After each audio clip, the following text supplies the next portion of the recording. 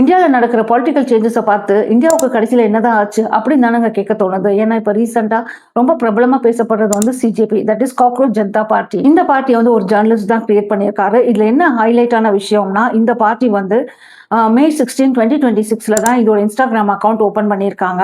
Open பண்ணி 7 நாள் கூட ஆகலை. இதுக்கு வந்து 20 மில்லியனுக்கு மேலே ஃபாலோவர்ஸ் இருக்காங்க. இது எப்படின்னா, பாரதிய ஜனதா பார்ட்டி இருக்குல்ல, அவங்களோட அஃபிஷியல் இன்ஸ்டாகிராம் அக்கௌண்ட் இருக்குல்ல, அவங்களோட இது வந்து ஓவர்டேக் பண்ணி போயிடுச்சு. அவங்களோட பார்த்தீங்கன்னா 8.7 மில்லியன் ஃபாலோவர்ஸ். பாரதிய ஜனதா பார்ட்டியை வந்து கிரிட்டிசைஸ் பண்ணுறதுக்காண்டி தான் இந்த காக்ரோச் ஜனதா பார்ட்டின்னு ஒன்று கிரியேட் ஆச்சு அப்படின்னு இன்னும் சைட் பேசப்படுது.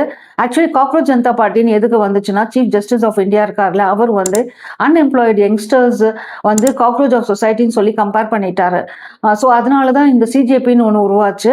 ஆனால் அதுக்கப்புறம் வந்து அந்த சீஃப் ஜஸ்டிஸே வந்து கிளாரிஃபை பண்ணிட்டாரு. ஆக்சுவலி நான் வந்து எல்லா யங்ஸ்டர்ஸையும் சொல்லலை, யார் வந்து ஃபேக் அண்ட் போக்கஸ் டிகிரி வச்சிருக்காங்களோ அவங்கள தான் குறிப்பிட்டேன்னு சொல்லி. இந்த பார்ட்டியோட எங்க வாலண்டியர்ஸ்லாம் என்ன பண்ணியிருக்காங்கன்னா, காக்ரோச் மாதிரி ட்ரெஸ்அப் பண்ணிட்டு அங்கங்கே இருக்கிற குப்பையெல்லாம் வந்து கிளீன் பண்ணியிருக்காங்க. இந்த பார்ட்டிக்குன்னு 5 மேனிஃபெஸ்டோ வேற இருக்கு. இந்த காக்ரோச் ஜனதா பார்ட்டியோட அக்கௌண்ட் பார்த்தீங்கன்னா வேற வேற லாங்குவேஜஸ்ல வேற ஓப்பன் பண்ணி வச்சிருக்காங்க. அவ்வளோ அந்த அளவுக்கு இதோட ரீச் போய்கிட்டு இருக்கு.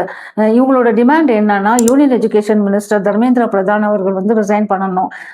காரணம் வந்து நீட்டோட எக்ஸாம் 2026 வந்து கேன்சல் ஆயிடுச்சு டியூ டு பேப்பர் லீக்கேஜ்காக. இந்த மாதிரி புது பார்ட்டி உருவாக்குது, இவ்வளோ ஃபாலோவர்ஸும் இருக்காங்கன்னா அதுக்கு காரணமே யங்ஸ்டர்ஸோட ஃப்ரஸ்ட்ரேஷனோட அவுட்லெட் தாங்க.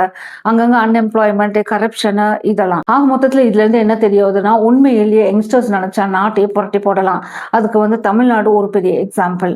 இதை பத்தி நீங்க என்ன நினைக்கிறீங்கன்றது கமெண்ட்ல ஷேர் பண்ணுங்க. இந்த மாதிரி சின்ன சின்ன தகவலுக்கு என்னுடைய சேனலை சப்ஸ்கிரைப் பண்ணிக்கோங்க.